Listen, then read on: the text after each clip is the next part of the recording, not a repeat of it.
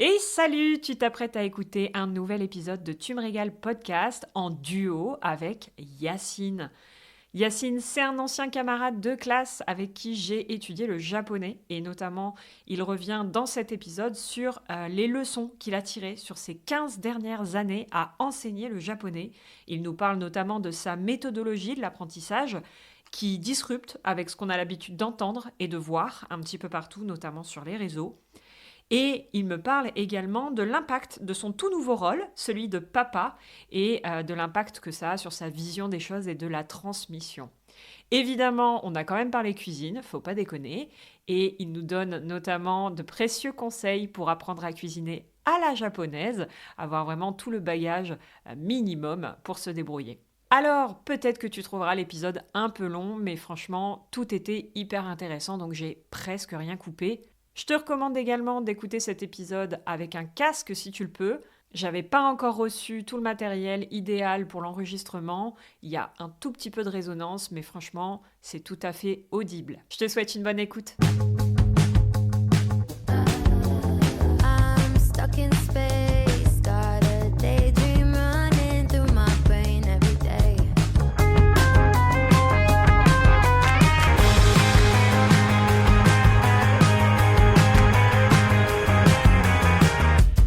Tu kiffes ta vie d'indépendante? Grave, C'est mais cool. tellement. Si jamais un jour mon activité de cuisine s'écroule, Ouais. je retournerai quand même pas travailler Ouais, ok. pour quelqu'un. Ah ouais, Je ça veut trouverai dire... autre chose, Ouais, c'est pas ouais. grave. Oh, mais toi, tu trouveras autre chose, y a pas de problème. Tu fais déjà plusieurs choses, en fait. je fais déjà trop de choses, je fais déjà beaucoup trop de choses. Et toi? Bon, pareil. C'est vrai? Ouais, je me suis beaucoup posé la question, hein, parce que je suis dans un milieu quand même... Je sais pas si c'est précaire le bon terme, mais incertain. Tu vois, enseigner le japonais, vivre du Japon, du japonais, je sais bien que ça peut s'arrêter du jour au lendemain, tu vois. Moi, après, je me dis, bon, ça fait 7-8 ans que ça marche bien. Enfin, bien, suffisamment pour en vivre. Mais je suis toujours un peu sur le qui-vive, tu vois. Donc, Bonjour Yacine. bonjour Estelle. Est-ce qu'on entend parle depuis une heure? Peut-être. Bah, on se connaît un peu, non? Un petit peu. Ouais, on avait des choses à se partager aussi. On C'est est ça. content de se voir. Mon prisme, c'est vraiment la langue japonaise quand même. Par ma formation, par mon expérience des quasi 10 dernières années d'ailleurs maintenant, professionnelle, c'est vraiment la langue japonaise le cœur de mon métier. Un peu par la traduction pendant quelques années, mais l'univers technologique fait les intelligences artificielles, tout ça fait que c'est quand même une activité que je fais quasiment plus. Les traducteurs et traductrices, surtout en technique, travaillaient déjà beaucoup avec des logiciels, ce qui moi m'intéressait quand même vachement peu. Mais je faisais du littéraire ou des choses plutôt liées au monde de la culture, etc. Et je pense que la combinaison de ces nouvelles technologies et du manque de budget, parce que ça coûte cher de payer des traducteurs et des traductrices, bah j'ai plus de commandes, quoi. Et j'ai pas à chercher non plus. Ouais. C'est assez ingrat comme boulot quand même. Hein. D'accord. Ouais. Donc non, maintenant je vis surtout de l'enseignement de la langue japonaise et je le fais pour l'instant que en présentiel, c'est-à-dire dans la région nantaise, là où nous sommes actuellement. Et plus exactement dans ce lieu-ci, le plus. Alors même si j'ai travaillé dans beaucoup d'endroits différents ces 7-8 dernières années, c'est surtout ici maintenant que je travaille. C'est une association nantaise de culture japonaise, la JFJ. Et je me spécialise, on va dire, dans l'enseignement du japonais, surtout aux débutants et débutantes, qui est quand même le cœur du métier. C'est l'immense majorité des gens qui touchent un peu au japonais, c'est des gens qui s'intéressent aux bases du japonais, parce que des gens qui vont très loin dans la langue sont assez peu nombreux, quoi. Faut avoir de l'endurance. En Ouais. fait, moi, je m'en rends pas trop compte parce que toi et moi, on a fait la fac. Donc, Oui. on a eu un peu cette immersion assez intensive Ouais. où c'était tous les jours, etc. Donc, c'est vrai que, moi, je sais pas toi, mais moi, comme j'enseigne pas le japonais, j'ai toujours ce regard un peu genre, c'est facile, suffit de les apprendre. En fait, les caractères, Ouais. les hiragana, les Ouais. katakana. Non, mais c'est bon, ça, tu les apprends. Et une fois que tu les auras appris, tu verras, c'est marrant. Mais je sens bien que les gens, ils restent déjà bloqués à ce stade-là. Parce que pour eux, c'est déjà énorme. En fait, comme on était tellement en intensif à lire, écrire tout le temps, les réviser et tout ça, qu'au final, j'en ai pas un souvenir où ça a été si difficile que ça de les apprendre. En réalité, peut-être en 2 semaines, on pratiquait déjà 80% des hiragana et des katakana. On n'avait pas le choix. On nous a demandé de les apprendre Ça en 2 doit être semaines. ça, le... C'est, vous revenez dans 2 semaines, vous avez appris les Ah oui, katakana, je me les rappelle, hiragana. on a eu la pré-rentrée, je crois que c'était un jeudi, Ouais. et ils nous ont dit, semaine prochaine, Ouais. on démarre et tous les documents sont en japonais. Ouais. Et alors, ça me fait rire parce que là, je suis allée au Japon récemment, Mhm. et j'ai l'impression que les personnes de mon entourage ont découvert que, bah oui, j'avais des notions de japonais, mais j'ai fait une licence. J'ai l'impression que quand je leur disais que j'avais fait une licence, pour eux, c'était très... Ouais, elle a fait du LV3, LV3 japonais 1 heure par semaine pendant 3 ans. Non, j'ai fait du japonais. Ouais, c'est vrai. Et donc, du coup, il y avait un peu des haussements de sourcils de « Mais comment ça, t'as parlé japonais ?» Bah oui, j'ai parlé japonais, mais j'ai fait du japonais, quoi. Enfin, J'ai une licence de japonais. J'ai une licence quand même, j'ai passé un examen. Et j'ai l'impression que dans la tête des gens, c'est vraiment genre... c'est pas comme l'anglais, c'est pas comme une langue étrangère. C'est encore un autre level. Et quand tu leur dis j'apprends japonais, pour eux, c'est oui, t'apprends arigato gozaimasu.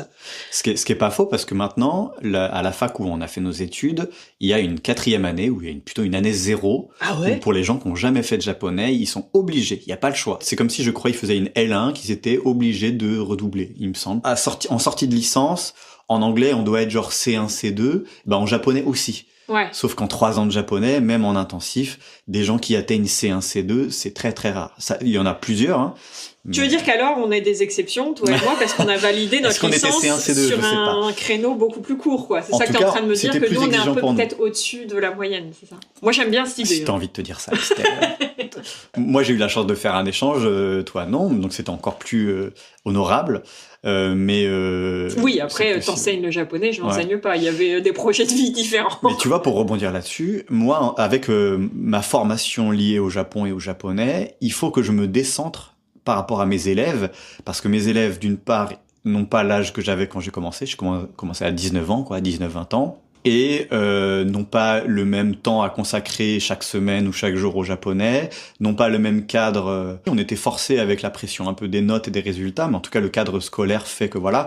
Et donc je sais que moi je peux pas prendre mon cas pour une généralité, et je suis obligé d'être plus dans la vulgarisation, d'avoir des attentes moins élevées, mais je garde une exigence. Moi mon fil rouge c'est que les gens soient contents d'être là, qu'ils apprennent le japonais avec plaisir. Si tu regardes l'enseignement du japonais, tu vas avoir 2 approches. Tu vas avoir l'approche, le japonais, c'est facile, ça peut s'apprendre avec juste un peu de japonais tous les jours, des petites expressions par-ci par-là, ce que tu vois beaucoup sur les réseaux sociaux, etc. Ça, c'est un peu le cœur, l'immense majorité des gens, c'est ça. Ouais. Et puis, tu vas avoir une approche beaucoup plus scolaire, avec des attentes, des objectifs, des formations assez bien ficelées, etc. Et ça, c'en est une autre, plus d'exigence. Et moi, j'essaie d'avoir un peu une 3e voie, où j'essaie d'avoir, pas non plus, j'aime pas le côté scolaire. Moi-même, j'étais pas forcément très à l'aise avec le côté très scolaire, mais j'ai des exigences quand même vis-à-vis de la langue japonaise surtout. J'essaie de transmettre la langue japonaise dans tout ce qu'elle a de nouveau, de différent, etc.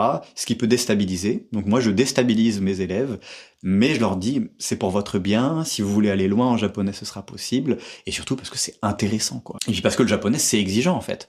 Parce que si on donne le japonais de façon trop facile, oui, on va avoir l'impression, peut-être même que c'est le cas, qu'on va être capable de baragouiner en quelques heures de japonais. Je pense que c'est une langue pour baragouiner, entre guillemets, pour avoir des toutes petites conversations du quotidien, se débrouiller en voyage, ce qui pour l'immense majorité des gens est peut-être largement suffisant d'ailleurs. Moi, j'ai un peu la même vision des choses que toi, c'est-à-dire que je suis pas trop fan des discours du genre regardez, c'est facile, recette facile, cuisine facile et tout ça. Et d'ailleurs, il y a une série de réels qui arrive, qui sera déjà probablement postée à l'heure où ce podcast sera publié, mais où je donne un peu mon avis là-dessus parce que j'ai l'impression que des fois, le côté facile, c'est on en retire, on en met moins, on va vraiment tellement simplifier que oui, ok, ça va être accessible, mais les gens vont juste reproduire sans comprendre ce qu'ils font, juste parce qu'on a voulu leur rendre hyper simple.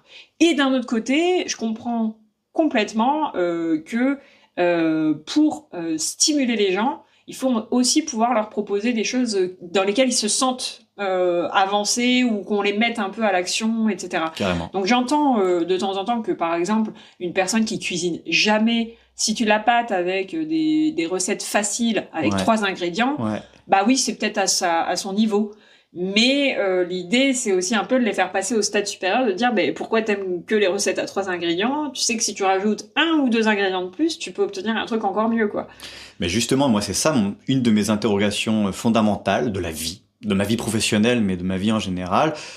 j'aime beaucoup la transmission et j'aime beaucoup développer ma curiosité, ma compréhension des choses, etc. Et c'est pour ça, avec le Japon et le japonais, j'ai trouvé un truc infini, donc ça me ça me satisfera jusqu'à la fin de ma vie, donc c'est parfait. J'ai bien compris que le japonais, c'était une langue très différente, qui pouvait effrayer un petit peu, sur laquelle on pouvait avoir des fantasmes positifs ou négatifs, genre ça va être facile, ou genre ça va être difficile. En fait, il faut nuancer dans tous les cas. Moi, en tant que personne qui transmet, est-ce que je transmets en caressant dans le sens du poil, avec t'inquiète, je rassure, c'est facile, tu vas y arriver, tout le monde peut le faire. Est-ce que je dis ça? Pourquoi pas? En disant ça va être un pied dans la porte, et ces gens-là, il y en aura une petite proportion de ces gens-là qui vont pouvoir aller plus loin, qui se seront rassurés et du coup qui iront plus loin, ou est-ce que ça fait l'effet inverse? Et c'est-à-dire que en disant en fait le japonais c'est facile, en fait on montre une version tronquée du japonais, ou alors on n'habitue pas les gens aux bons automatismes face à l'altérité, à une chose vraiment différente, un sujet, un objet différent, et du coup en fait on rend les gens incapables d'aller plus loin.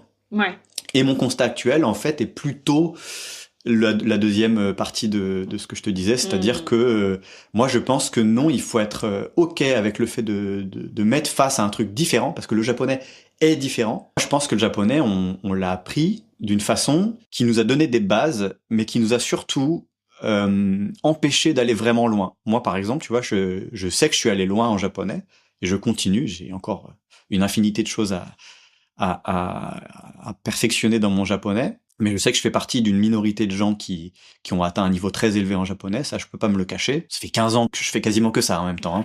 L'inverse serait dommage. Tu vois, je pense que je dois être à 25 000. Ça fait 15 ans, mais j'en suis toujours aux 25 000 heures de japonais, ouais, c'est ça, ouais, c'est ça, ouais. Okay.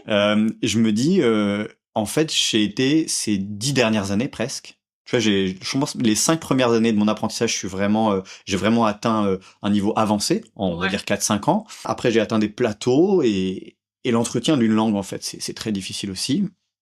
Parmi les gens qui nous écoutent, ces personnes le savent, que l'entretien d'une langue sur le long terme, c'est aussi un gros boulot. Et j'ai surtout, avec le japonais, eu besoin de désapprendre ou de réapprendre, ou même d'apprendre des nouvelles choses dont on m'avait jamais parlé. Et en fait, arrivé à 5-10 ans, c'est de plus en plus dur de faire ça. Et moi, je sais qu'aujourd'hui, il faut le faire dès le début. La question, c'est trouver le bon dosage, parce que sinon, ça fait des cours qui sont imbuvables pour les gens. Surtout quand, comme moi, on enseigne à raison d'1h30 par semaine à ces gens-là. Parce que effectivement, il y a 1h et demie avec toi, et puis j'imagine qu'il y a aussi un peu de travail dans l'idéal. Ici, par exemple, à la JFJ et dans cet asso, c'est des gens qui souvent sont des actifs, et donc des gens qui travaillent, et donc qui ont peu le temps ou l'énergie de faire ça. Moi, je leur dis de toute façon, j'adapte mes cours aux attentes et à mon public, et donc je leur dis, je veux pas que vous soyez en stress parce que vous n'avez pas bossé dans votre quotidien. Je veux que la première exigence pour moi et pour vous, c'est que vous preniez plaisir à venir, et que si vous avez loupé une séance, peut-être pas 10, mais si vous avez loupé une séance, si vous n'avez pas travaillé entre les séances, bah vous retiriez des choses de notre séance ici. Et alors, on est parti un petit peu dans tous les sens. Ouais. Mais la question au départ... Oui, c'était qui je suis, non? Tu m'as répondu, mais c'était aussi, surtout, quoi de neuf depuis la fac? Parce que toi et moi, on s'est rencontrés, du coup, à la fac. Bah oui, 2010. Merci. Tu sais, chez moi, la mémoire fait défaut depuis quelques années. Ma mémoire a tout rassemblé sous un... Tu vois, Ça marche comme ça. Hein. Ça, c'est le cerveau humain. Ça. Ouais, voilà. J'ai mis des espèces de paquets de 10 ans ensemble. Ah, ça a été dense, hein. Pour toi aussi, t'as eu des reconversions, Et puis là, surtout, depuis que je me suis mis à mon compte en 2022, j'ai l'impression qu'il s'est écoulé 10 ans, alors que tous les ans, je me dis ah, mais ça fait que ça. J'ai l'impression qu'il y a déjà tellement de choses qui se sont passées. Mais du coup, en 2010, on se retrouve tous les deux en licence de japonais à Lille. Oui. Lille 3. En réalité, à cette époque-là, il n'y avait pas tant de facs que ça qui proposaient la licence de japonais. Paris, Marseille, Lille. Toulouse, Strasbourg. Déjà à cette époque? Ouais. Ah, ok. En fait, c'est même l'inverse, il y en a de moins en moins. Par exemple, il y en avait à Nantes. Ouais. Quand on a commencé le japonais, il y en avait à Nantes. Il y avait un maître de conférence qui ouvrait la possibilité d'avoir une faculté de japonais, ou en tout cas une section japonaise à part entière. Et depuis que ce monsieur a pris sa retraite, un certain Tanaka Sensei, je crois. Le fameux Tanaka. Ouais. Et la section n'existe plus. Donc jusqu'en 2016, il y a eu des études de japonais à Nantes. Et maintenant, il y en a plus. Et en fait, dans tout le grand ouest de la France, donc si tu prends... je pense Vendée, Normandie, Bretagne et peut-être même la Mayenne, etc. C'est même sûr d'ailleurs, il n'y a plus d'études publiques de fac de japonais. D'accord. La seule section qui subsiste, c'est à Rennes et c'est une option. Voilà. Et il y en a quand même, il y a plusieurs centaines d'étudiantes et d'étudiants à la fac de Rennes, mais c'est pas une fac de japonais. Finalement, on a eu pas mal de chance Ouais, de pouvoir rejoindre une licence oui. avec des peut dire méthodes ça. d'enseignement discutables, pas forcément dans le mauvais sens du terme, mais bon voilà, il y en a qui ont aimé, il y en a qui ont détesté. On va dire que nos enseignants, et je pense que si il ou elle nous écoute, ne seraient pas fâchés, Japonais, s'il te plaît. n'en tiendront pas rigueur. Comment ne pas les froisser? Bah, en Waruku moanai. Waruku moanai. Ça veut dire quoi? Ça veut dire il le prendrait pas mal. Il le prendrait pas mal. Moi, en vrai, bon, à l'époque, je pense que je partageais pas forcément l'avis de tous ceux qui s'en plaignaient, parce que j'avais aussi l'impression que ceux qui s'en plaignaient étaient pas forcément les plus objectifs. Ouais. Donc, il y a des choses sur lesquelles je me dis, effectivement, on n'a pas été super bien encadré. Et puis, la fac n'a jamais menti sur le fait qu'on était un peu livrés à nous-mêmes et qu'il fallait qu'on se débrouille aussi. Ouais. Donc, c'était un peu le travail de recherche. C'était pas quelqu'un au-dessus de toi qui va te dire systématiquement ce que tu dois faire.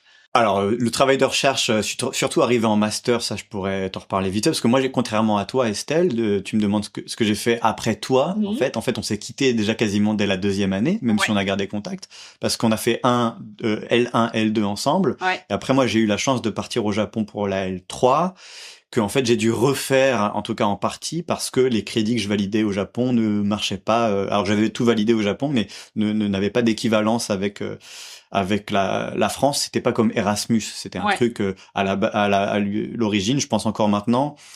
C'était une de nos enseignantes qui avait établi ce partenariat avec une fac japonaise. Il y avait que 4 personnes qui pouvaient partir d'ailleurs sur toute la fac, enfin l'option japonais. Et j'ai eu la chance de faire ça, mais j'étais obligé de refaire une 3e année. Donc en fait, toi, tu finissais ta licence quand moi je refaisais ma 2e, 3e année. Et après, comme je savais toujours pas quoi faire de ma vie, j'ai continué.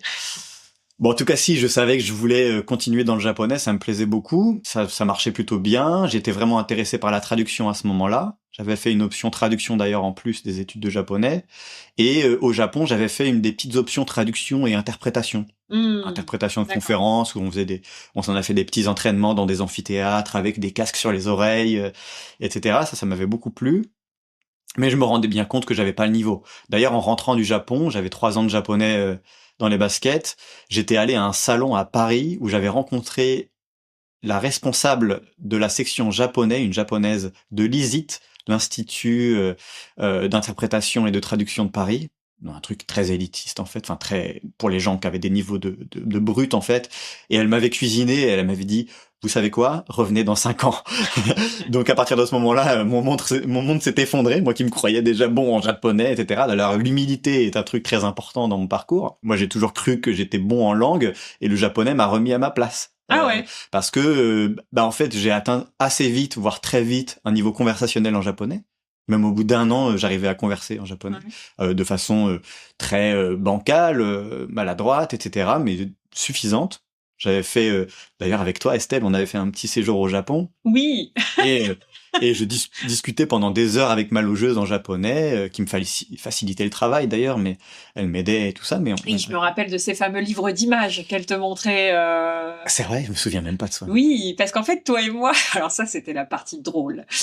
C'est que on était passé par une association qui nous avait mis dans des familles d'accueil entre guillemets. Donc et en fait, on avait comparé les familles d'accueil qui nous avaient attribuées et on avait vraiment des profils terriblement différents. Ah oui, oui. Moi, j'avais vraiment la famille qui regardait des émissions drôles toute la soirée, qui faisait des blagues et tout ça, mais genre c'était très convivial, mais c'est vrai qu'à côté de ça par exemple, moi, il switchait beaucoup en anglais. Je pense qu'il me faisait pas assez pratiquer le japonais et tout ça. En plus, il y avait une américaine aussi avec moi dans la famille qui venait pas du tout du même, je me souvenais plus de ça. De la même asso et tout. Donc, en fait, très souvent, on switchait en anglais. Là où toi, c'était quand même le couple sans enfant, je crois, de mémoire. Alors, moi, j'avais le truc parfait. C'était une dame seule d'une 60aine d'années qui avait l'habitude d'accueillir des francophones. Elle aimait beaucoup la France. et qui était très pédagogue et qui on cuisinait ensemble, on faisait des sorties ensemble, elle discutait jusqu'à tard dans la nuit avec moi, elle adaptait son japonais au mien, enfin c'était l'environnement parfait vraiment. Ouais, tu m'étonnes. Ouais. Ouais. Donc, c'était pas du tout la même expérience. Ah non. Et donc tu m'avais raconté qu'un soir, vous aviez, enfin je crois qu'elle t'avait montré un livre d'images et que elle avait regardé toutes les images avec toi, etc. Et c'est sûr que moi je me disais, ah bah moi il y avait des livres de dans ma chambre où j'étais. Il y avait des magazines. Ah ouais. C'était pas de la pornographie. Oui, oui. Voilà, il y avait rien de choquant. Voilà, bon, j'étais, je pense, dans la chambre du jeune garçon qui avait genre D'accord. 16 ans, donc voilà, on a clairement pas la même expérience. Bah écoute, tu as eu un pan du Japon, j'en ai eu un autre. Exactement. Et d'ailleurs, c'est ça aussi je peux rebondir un peu là-dessus, c'est que on me dit, ah toi Yacine, toi ça fait 15 ans que tu fais du japonais, tu connais le japonais parfaitement, le Japon parfaitement, donne-moi des conseils sur ça, ça, ça. Et je leur dis assez rapidement, je suis très loin de tout connaître sur le Japon. Tu vois, tu me parlais des gachapons tout à l'heure, je crois. En tout cas, T'es obligé de t'expliquer qu'il y a Ouais, que 4 modèles. Non mais voilà, tu vois, moi énormément de mes élèves sont des fans inconditionnels de culture pop japonaise, de manga, d'animé. Et quand on commence à me parler de ça, je leur dis, en fait, moi je connais pas. Et ce qui est un peu choquant, parce qu'on pourrait se dire, quelqu'un qui s'intéresse au japonais s'intéresse forcément à cette culture populaire, qui est un pan énorme de l'image qu'on a du Japon en France. Place, Ouais, c'est ça, ouais. Alors qu'en fait, moi, pas du tout. C'est pas du tout ma porte d'entrée. Moi, j'ai fait la fac de japonais comme j'aurais pu faire une fac de vietnamien. C'est juste que ça existait pas, quoi. Il s'avère que je faisais des arts martiaux, donc ça m'a conduit assez naturellement vers ça. Un ami m'avait montré un peu les kanas aussi avant que je commence. Et donc, je me suis dit, bah oui, effectivement, le japonais, ça a l'air cool. Et moi, j'ai eu la chance, je pense qu'il me définit beaucoup dans mon approche du Japon et du japonais, c'est que j'ai eu la chance d'être toujours un peu extérieur. J'ai jamais eu aucun fantasme et aucune attente du Japon et du japonais. Donc, j'avais ni peur, ni j'étais trop en confiance. Je voyais bien qu'il y avait un taux d'échec, en tout cas d'abandon de la licence de japonais qui était très élevé. Je crois que c'était 26% de réussite, ou de personnes qui obtiennent le diplôme, tu vois. Ouais. De juste la licence, hein, même pas le master. Donc, je me suis dit, ah ouais, faut s'accrocher un peu. Ils nous l'ont dit dès le début, ils nous ont dit, bon bah, vous pouvez regarder autour de vous, vos voisins, vos voisines seront partis à Noël déjà, ce qui n'était pas faux. Ouais. Ce qui était pas faux. Et moi, je me suis jamais dit, bah, je vais y arriver, je vais pas y arriver, je verrai bien, en fait. J'avais déjà un diplôme avant. Mon histoire personnelle, c'est une histoire qui est liée à plusieurs cultures, plusieurs langues. Voilà, j'ai un père dont la langue maternelle n'est pas le français, d'ailleurs, qui vit dans un autre pays. J'ai grandi dans une région qui a une identité un peu forte, la Bretagne, et j'ai eu la chance d'apprendre la langue bretonne un peu au quotidien quand j'étais gamin. D'accord, ok. Jusqu'à 13 ans. Donc moi, et puis j'ai toujours été fasciné par l'anglais. L'allemand, ça a tout de suite bien cliqué aussi. Après, je l'ai vite arrêté quand même. Et donc, les langues étrangères, ça a toujours plutôt bien marché. Et je me suis dit, bah, le japonais, ça va le faire, quoi. Et effectivement, les premières années, je me suis dit, ça le fait. Et plus j'ai creusé dedans, plus je me suis confronté à l'impératif d'en faire tout le temps, le cœur de ma vie. En fait, je pense comme n'importe quelle langue en réalité, mais encore plus le japonais, c'est vraiment une langue qui est de plus en plus exigeante. On va dire qu'elle est assez beginner friendly, comme on dirait, tu vois. Ça veut dire que la porte d'entrée est pas si difficile, sauf si les alphabets font peur, peut-être. Mais souvent on dit les sons sont simples, etc. Ouais. Ce que moi en fait je dis même plus. Ah ouais. Je dis même plus que la prononciation des japonais est simple. Ça intéresse, en tout cas peut-être dans un autre épisode centré sur l'apprentissage du japonais. On fera un cours en live. Ouais, avec grand plaisir. Et du coup, ouais, j'ai bien compris qu'il fallait que je fasse que ça de ma vie, et c'est ce que je fais maintenant. Donc maintenant, je fais que ça de ma vie. Je m'intéresse au japonais dans sa théorie. J'ai pas dit que moi je m'intéresse au Japon au quotidien, mais en fait, j'y vis pas, donc ça crée aussi un décalage et les choses qui me manquent. Après, parce que j'ai commencé à dire que moi, il me manque plein de choses. T'as vécu un peu, Ouais, eu en tout cas des périodes en de tant ta vie qu'étudiant assez étranger et tout, c'est pas la C'est même pas chose. pareil. Non, c'est pas pareil. longues. Et pourquoi tu vis pas au Japon alors? Ah ouais, ça c'est une bonne question. Parce Ouais, que tu me parce dis, que c'est moi, je- difficile de vivre à l'étranger. Ouais.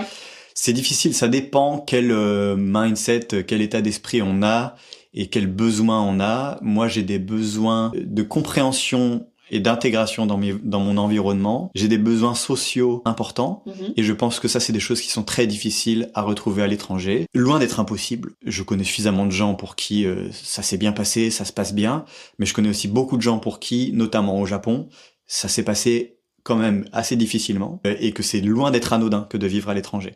D'ailleurs, ça fait prendre pas mal de recul vis-à-vis des gens qui, en France, vivent et viennent d'une autre culture. Ça, c'est lié un peu à mon quotidien personnel aussi. Ça demande des efforts au quotidien. Et en fait, moi, je vois bien, même avec la langue japonaise, comme je dis, je parle au quotidien depuis 15 ans, j'ai un niveau très élevé, je lis le japonais, enfin, j'apprends toujours plein de choses, mais il y a plein de jours où j'apprends, enfin, si je pourrais presque dire que j'apprends des choses tous les jours encore, mais en tout cas, voilà, c'est fluide. Ouais. Et malgré tout, quand je suis fatigué, un peu stressé, un peu moins dans mon assiette, préoccupé par d'autres choses, bah c'est mes habitudes linguistiques de représentation du monde principal qui reprennent le dessus, à savoir le français. Et c'est beaucoup plus facile, ça demande beaucoup moins d'énergie encore le français que le japonais. Ça, c'est la question même du bilinguisme. Je pense que pour beaucoup de gens, le bilinguisme, ils ont une version légère, édulcorée de ce que c'est que le bilinguisme. Moi, parce que c'est mon métier, j'ai une version un peu stricte, un peu exigeante du bilinguisme. Et le vrai bilinguisme, il existe quasiment pas. D'accord. Même avec mon enfant dont on parlait, qui finalement est plus japonisante que francophone pour le moment. Ok. Et est-ce qu'elle deviendra parfaitement bilingue un jour ? Peut-être, mais en fait, ce sera toujours à des degrés, à d'une ampleur différente selon les sujets. En fait, on n'est jamais parfaitement bilingue. Et je crois que la science confirme ce que je suis en train de te dire.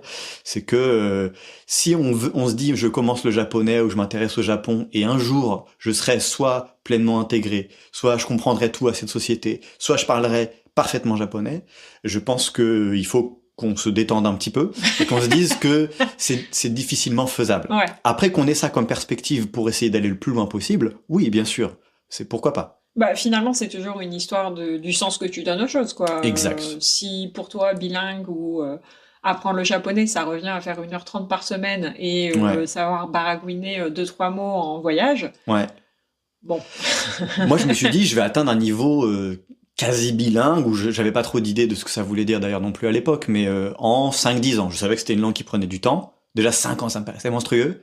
10, ça me paraissait vraiment largement suffisant. Là, je suis à 15 ans et je me dis, bon, bah, j'ai toute la vie en fait. Je me suis fait un peu la même remarque sur les voyages. Et si je devais me consacrer qu'au Japon à partir de maintenant et jusqu'à la fin de ma vie, ça m'irait aussi très bien, parce que j'ai l'impression que j'en aurais jamais fait le tour, et que de toute façon, il y aura toujours des choses à découvrir, et qu'en fait, j'ai l'impression que quand on veut voyager à travers le monde d'une culture à une autre, finalement, on fait que picorer des choses, et qu'on passe complètement à côté, finalement, de vraies, je sais pas, révélations, de vraies connaissances, etc., alors que d'aller dans un seul pays et de faire toutes les régions, d'aller voir vraiment des différences très spécifiques, alimentaires forcément, mais pas que, je me suis dit, bah en fait, c'est bon, ça ira, ça me suffit. Mais c'est vrai que là, dans un pays, on peut voir vraiment des grandes différences d'une région à une autre, et donc du coup, bah en fait, il n'y a pas vraiment de quoi s'ennuyer. C'est exactement ma démarche. Tu viens, par ton prisme à toi, lié aux découvertes culturelles, au voyage et à la cuisine, décrire exactement mon processus, avec moi surtout la langue japonaise, mais en fait avec le Japon en général. J'avais tendance à me sentir un peu touche à tout, un peu intéressé par tout, et le japonais m'a permis de me canaliser. Et aujourd'hui, je suis vraiment à un stade où je me dis, en fait, de m'ancrer dans le Japon et dans le japonais, ça m'apporte beaucoup, et en fait, c'est infini. Et je sais que j'accède à des choses, surtout à travers la langue japonaise encore, auxquelles je n'accéderais jamais si je passais pas mon quotidien à ça. Ouais. Impossible. Je pense que si tu apprends le japonais, même de façon semi-intensive, avec plusieurs heures par jour pendant plusieurs années, tu passes quand même à côté de plein de choses. Et peut-être même que c'est un peu, dès le début, c'est comment on t'a enseigné le japonais. Est-ce qu'on t'a mis dans une posture plutôt passive, où on t'a dit, en fait, le japonais est une langue qui fonctionne comme ça, et donc tu t'as pris ça pour argent comptant, et ton cerveau, consciemment ou inconsciemment, est resté bloqué là-dessus, ce qui était mon cas, pendant pas mal d'années. Ou soit, comme ce que j'essaie de faire avec mes élèves, c'est on t'a mis face à l'altérité, à un truc vraiment différent, et on t'a dit, en fait, tu vas jamais cesser d'être bousculé, percuté par cette différence, et ça va te nourrir, et ça va te grandir, et ça va te faire revoir les choses différentes, même celles qui t'entourent au quotidien, et c'est ça, en fait, qui est intéressant avec le Japon. Je pense que ce qui nous fascine autant avec le Japon est un miroir un peu adaptatif à chacun plaque un peu les fantasmes qu'il ou elle veut sur le Japon, justement parce que c'est un miroir, c'est différent. Ça nous ressemble, mais en fait c'est très différent. Ouais. C'est une société plus ou moins occidentalisée, industrialisée plus, technologique, qui a des routes, des villes, des buildings, etc. Qui est un pays un peu qu'on pourrait dire du Nord, même si je sais pas si c'est la bonne définition. Mais en fait, c'est très différent. Et cette différence, on plaque un peu des fantasmes dessus. Après, on apprend à connaître ça. Après, on va un peu au-delà de ça. Et plus on s'y plonge, plus en fait, on voit que la différence, elle est ailleurs. Et elle est plus subtile. Et c'est infini, quoi. C'est infini. Alors, c'est marrant, parce que moi, je me rends compte, plus j'étudie la cuisine japonaise, alors je considère que je suis vraiment encore un bébé, voilà, j'ai encore énormément de choses à découvrir. Ça, c'est l'approche japonaise. L'humilité japonaise. Ah, ça doit être la japonaise qui sommeille en moi. T'es sur les bons rails. Et du coup, l'année dernière, j'ai passé mon CAP cuisine française, donc parce que j'ai ressenti le besoin de déjà passer par le bagage technique français avant de me pencher un petit peu plus sur la cuisine japonaise, parce que je voyais bien que quand je faisais des recherches sur des recettes ou des plats ou des ingrédients, il y avait quand même besoin d'un bagage technique, et je me disais, bah en fait c'est plus facile de l'apprendre en français que de l'apprendre en japonais. Donc j'ai passé mon CAP, qui m'a permis d'avoir un certain niveau de technique, qu'il faut encore que je perfectionne, parce qu'évidemment que c'est pas parce qu'on a son CAP qu'on est un chef, voilà, sinon on serait tous, on aurait tous le col blanc et on aurait tous des étoiles. Et en fait, j'en viens plus ou moins à me dire, tiens, c'est marrant, maintenant je vois la technique qu'il y a derrière, ou en tout cas je peux plus ou moins la deviner, me dire, ah ok, le truc il est un peu comme ci, comme ça, ils ont dû passer par des œufs montés, ils ont dû passer par un sabayon, ils ont dû passer par, là, dans cette recette-là, vu la couleur, vu la texture, il doit y avoir tel type de technique culinaire dedans. Et finalement, j'en reviens à, ok, donc la cuisine française, en fait les techniques françaises sont valables pour la cuisine japonaise, c'est juste que ils sont passés par une utilisation où, tu vois, ils sont juste passés par un chemin différent. Moi c'est marrant, j'ai un peu cette impression inverse de, ah ouais, en fait c'est pas différent, en fait c'est la même chose, mais le chemin est différent, mais la technique est la même. Bon, j'en ai parlé pas mal de fois là déjà, mais j'aime beaucoup la linguistique aussi. Et la linguistique, je me suis formé un peu de moi-même parce que ce qu'on faisait à l'université, on n'était pas spécialiste de la linguistique, on avait que des bases très succinctes. Mes recherches c'était plus sur la société japonaise et pas sur la linguistique. Je me suis dit un peu la même chose avec le japonais parce que je continue de lire beaucoup de choses liées à la linguistique, des articles très précis maintenant, vraiment centrés sur la langue japonaise et qui a une histoire, un historique particulier aussi d'ailleurs. Aujourd'hui, j'en suis presque au-delà de ça. Alors attention, c'est pas un jugement de valeur du tout, mais ça fait quand même quelques années que je creuse un peu le sujet et je vois bien que la linguistique nous donne des armes théoriques, des outils théoriques pour comprendre le japonais et de se dire, ah ben en fait, ça c'est un verbe, ça c'est un nom, ça c'est un adjectif, pour faire très basique, il y a des choses beaucoup plus complexes que ça. Et c'est comme ça qu'on enseigne le japonais, on enseigne, on apprend des verbes, on apprend des adjectifs, on apprend des noms, on apprend des compléments d'objets directs avec la particule o, etc. Et en fait, ça marche un temps. Et au bout d'un moment, ça marche plus. On n'est pas forcément obligé de comprendre, on peut acquérir le japonais aussi purement de façon immersive, etc. Mais avec notre façon fondamentale latine de fonctionner, francophone, on va dire, ou indo-européenne de fonctionner, on se heurte à des choses qui bloquent. Aujourd'hui, je me dis que tout n'est pas universalisable, en fait. Et peut-être, Estelle, qu'en cuisine, tu découvriras, ce que je te souhaite, que dans la cuisine japonaise, tu vas découvrir, en allant au-delà, mais c'est normal de conceptualiser pour comprendre, en allant au-delà de ça, tu comprendras qu'en fait, c'est subtilement différent, et c'est cette subtilité qui est le suc de tout ça. On est d'accord, hein, les techniques sont plus ou moins les mêmes, ou en tout cas, pour moi, je le vois plus comme, au bout d'un moment, tu peux apprendre à compter de manière différente, mais une addition, c'est une addition, une soustraction, c'est une soustraction. Le résultat est le même. Mais t'es peut-être passé par un moyen de calcul qui est, tu vois, une méthodologie de calcul qui est différente. Donc c'est vrai que c'est ce que je vois là dans la cuisine, en tout cas du point de vue de la technique. Maintenant, je suis complètement d'accord avec toi sur l'aspect quand même très culturel, on va dire, parce que évidemment que là où nous on va faire un certain type de gelée, les Japonais vont faire un autre type de gelée avec une autre base, d'autres saveurs. Ça va pas avoir le même succès non plus. On en parlait tout à l'heure, la gelée, le ryokan, qui est une pâtisserie japonaise qui est très populaire au Japon. Populaire au Japon, mais pas tant que ça auprès des jeunes. Hein. C'est vraiment la pâtisserie traditionnelle. Je pense qu'il y en a pas mal qui préfèrent les trucs juste sucrés, un peu acides, un peu industriels, que les yoka. Hein. Les yoka, Bien sûr. C'est très particulier. Je veux dire, ça vaut aussi pour la pâtisserie française. Bien sûr. Il y a plein de trucs que tu trouves encore en boulangerie, et pourtant, moi, j'en achète jamais. Oui. En tout cas, pour moi, c'est rassurant de se dire que je peux apprendre des techniques culinaires françaises qui me serviront quand même pour réaliser des recettes. Et en vrai, finalement, c'est un peu une manière d'apprendre un savoir-faire chez toi avec ton environnement et te dire, j'ai pas l'accès à l'enseignement japonais, mais avec mon enseignement à moi, tu vois, un peu comme un menuisier qui recevrait un meuble japonais et qui se dirait, bon, eux, ils ont une manière de concevoir qui est vraiment très spécifique. Ouais. Moi, j'ai pas appris à monter des meubles à la japonaise, mais quand j'observe le truc, je vois comment moi, avec mon savoir-faire français, je peux bricoler le truc, quoi. C'est très intéressant ce que tu dis, Estelle, vraiment, parce que on parle par exemple des fantasmes vis-à-vis du japonais, l'approche de la langue japonaise, s'il y a des gens qui nous écoutent et qui souhaitent apprendre le japonais.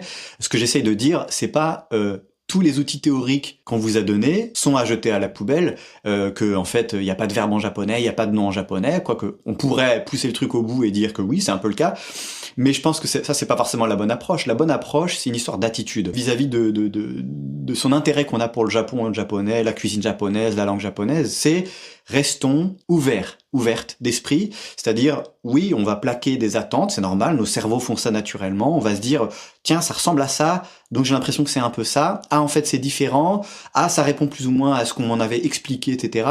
Oui, mais ne vous arrêtez pas à ça, dites-vous, oui, mais je vais rester ouverte, et plus je vais creuser le truc, plus je vais découvrir de choses liées à ça. Là, pour l'instant, on me dit que ce mot-là, en japonais, c'est un verbe, et qui fonctionne comme ça dans telle situation, mais on m'a dit aussi, attention, ce n'est qu'une question de situation. Je t'ai présenté une situation, ça marche comme ça va te donner les premiers patterns, les premiers schémas qui vont se répéter pour que tu puisses quand même digérer un peu le truc, mais qu'en fait, il va falloir que je sois très ouverte ça va être différent dans chaque situation. Et que je vais devoir reconfigurer ça et finalement me faire ma propre matrice, mon propre schéma de compréhension de tout ça, quoi. Est-ce que c'est indispensable pour pouvoir cuisiner telle ou telle chose, pour pouvoir faire tel ou tel meuble, pour dire telle ou telle phrase en japonais? Pas forcément, mais je pense que nos cerveaux le font de toute façon de manière inconsciente.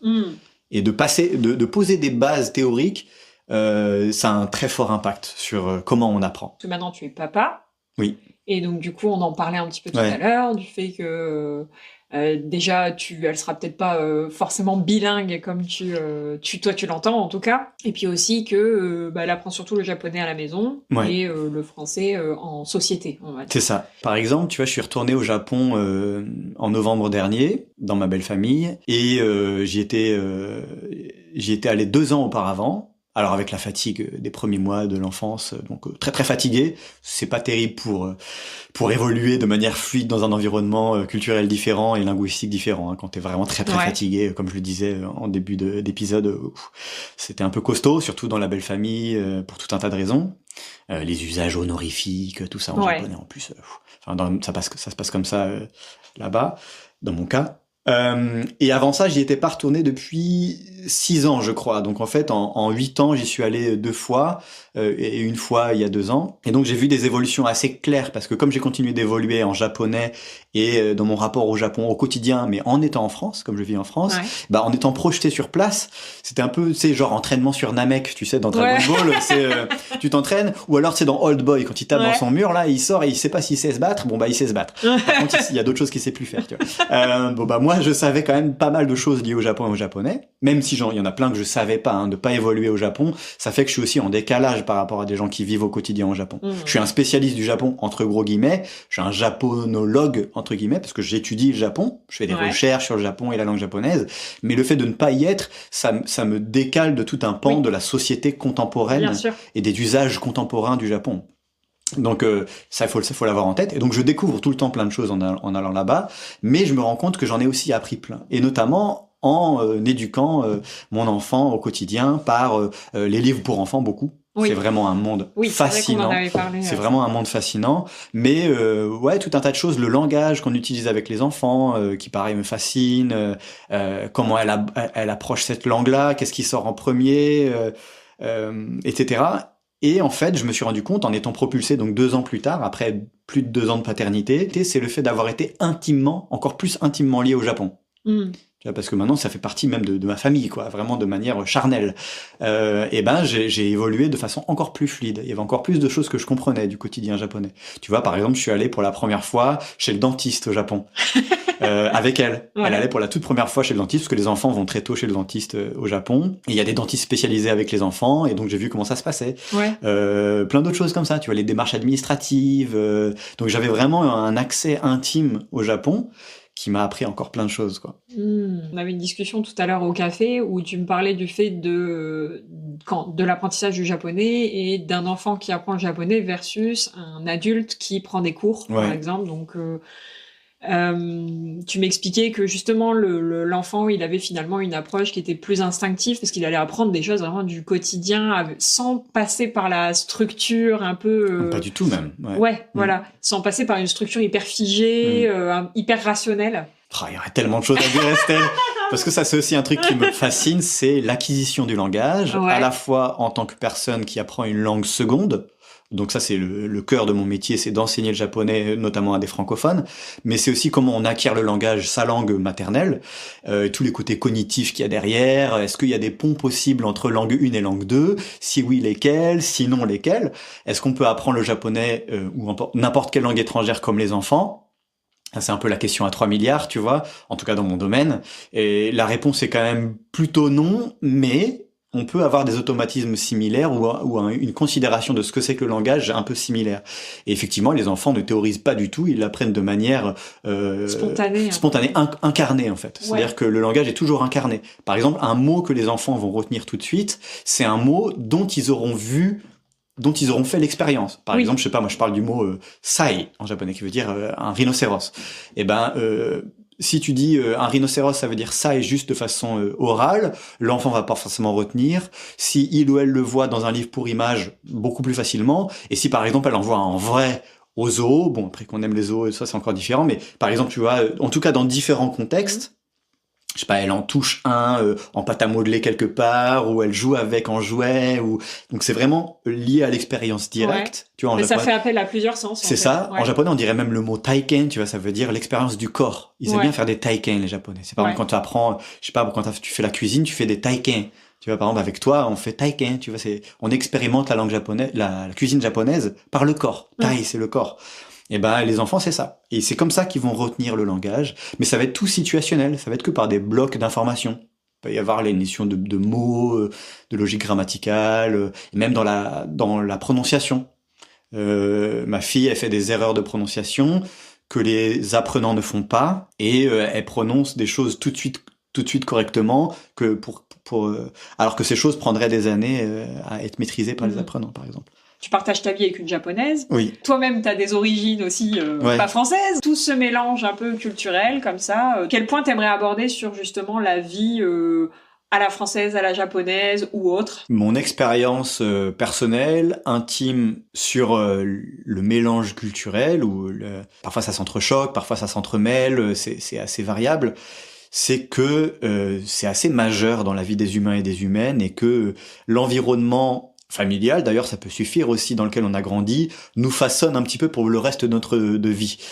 Et ça veut dire que quand on sera projeté, peu importe les circonstances d'ailleurs, dans un environnement nouveau, voire très nouveau, ce qui est le cas pour les personnes japonaises qui vivent en France, ou pour les personnes françaises, francophones, ou etc., européennes, occidentales qui vivent au Japon, c'est que c'est un travail du quotidien, et que on est sans cesse dans le choc culturel permanent un petit peu, et qu'on est sans cesse en train d'à la fois s'accrocher à ce qui nous rassure, à ce qu'on connaît, donc essayer de recréer un petit peu un environnement qui nous rassure au quotidien, et en même temps dans l'apprentissage permanent de l'environnement nouveau dans lequel on évolue. Donc c'est vraiment beaucoup d'efforts, c'est loin d'être anodin que d'être à cheval entre plusieurs cultures. Mais au quotidien, ça passe par... moi, par exemple, dans mon quotidien, on est quasiment 100% japonais. Peut-être pas 100%, on est peut-être entre 70 et 100%, ça dépend de quel domaine, ça dépend de quel type d'échange. Toutes les fêtes japonaises.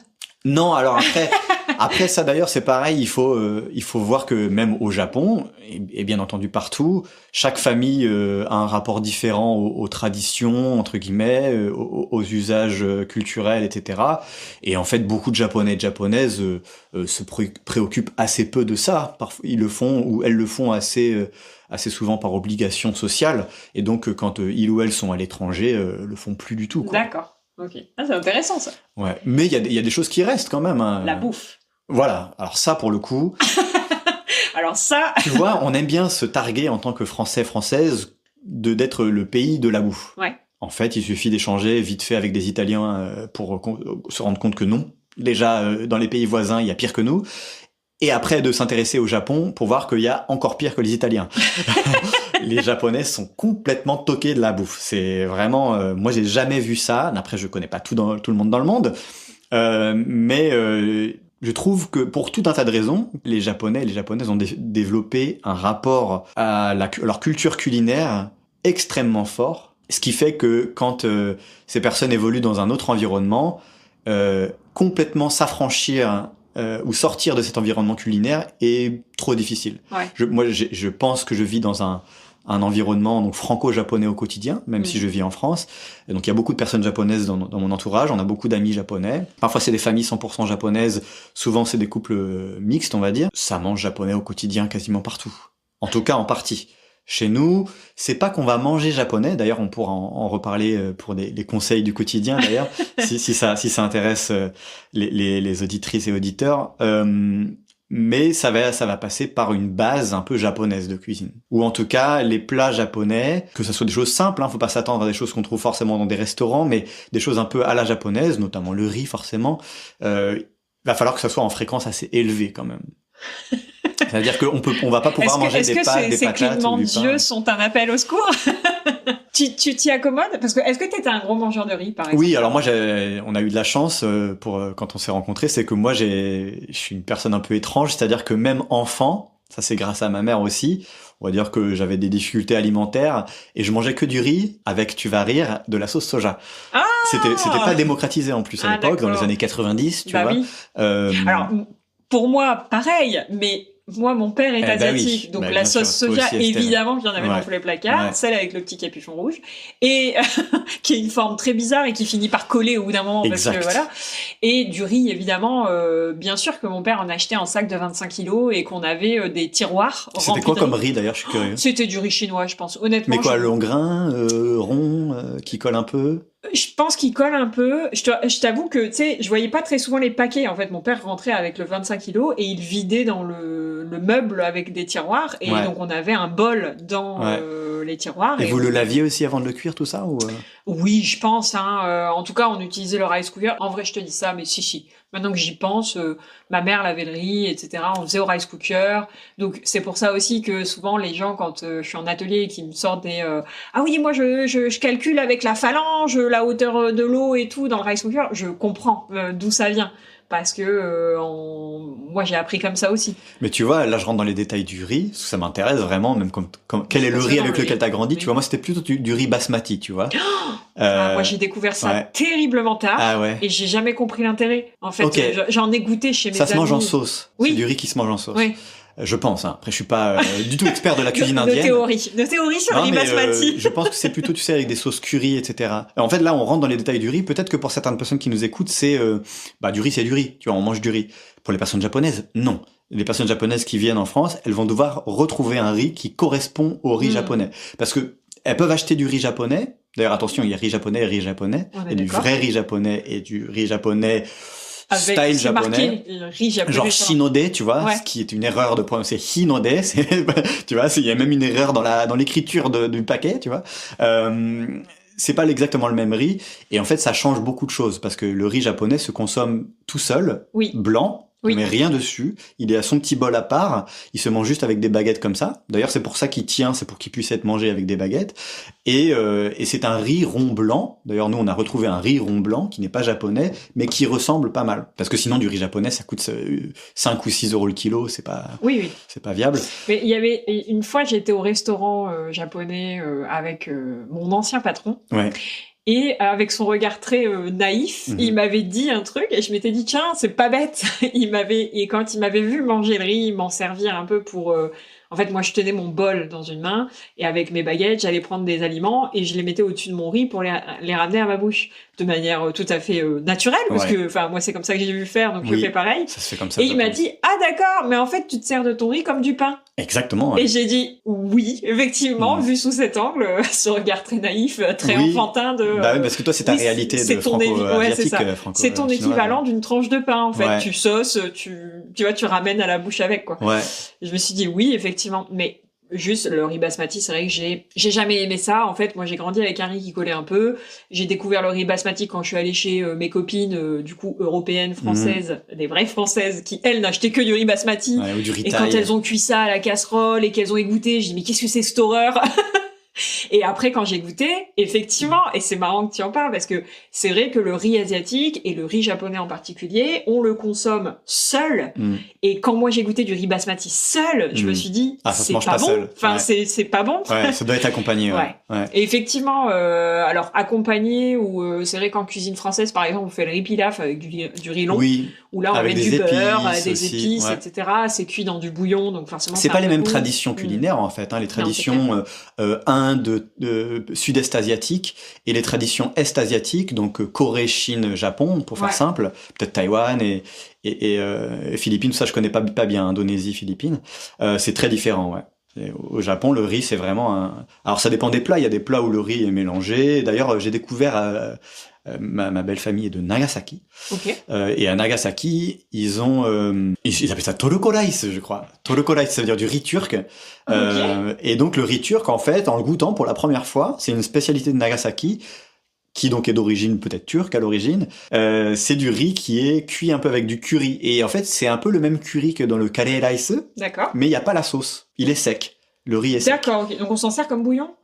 Et bah peut-être, ouais, c'est toi qui dois connaître un peu peut-être les, enfin en tout cas pouvoir anticiper les techniques qu'il y a derrière. L'eau de cuisson est au curry et du coup le riz est cuit. Non, je pense qu'ils le cuisent et après ils mettent les épices et ils mélangent comme ça, mais sans sauce, quoi. D'accord, ok. Je pense. Ce que j'allais dire, ça me fait un peu penser. Ils mettent en poudre, alors je connais pas les du épices tout. doivent être en poudre et pas en carré, tu sais.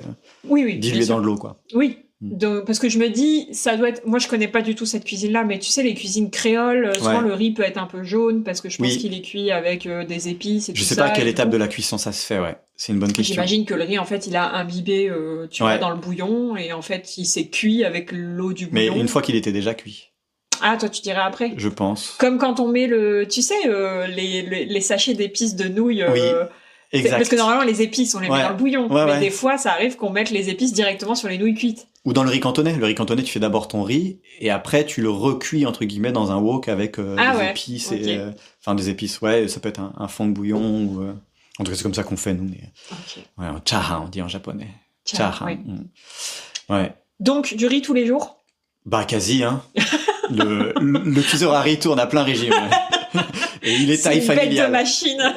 Il est taille familiale et on en fait à l'avance, qu'on stocke et qu'on... Mais vous le refaites tous les jours, du coup? Non, on le fait à l'avance et on le met au congèle et on le décongèle au besoin. D'accord, ok. Décongelé au micro-ondes? Ouais. Parce que le riz ressort très bien. Hein. Il ressort très bien. Ouais, j'ai découvert ça aussi. Il ressort beaucoup mieux. C'est vrai que ça peut donner si cette impression de congélation et micro-ondes, les gars. Et en fait, non, le riz... Ah oui, moi j'étais choqué la première fois aussi. J'ai appris ça avec ma famille japonaise, quoi, mais...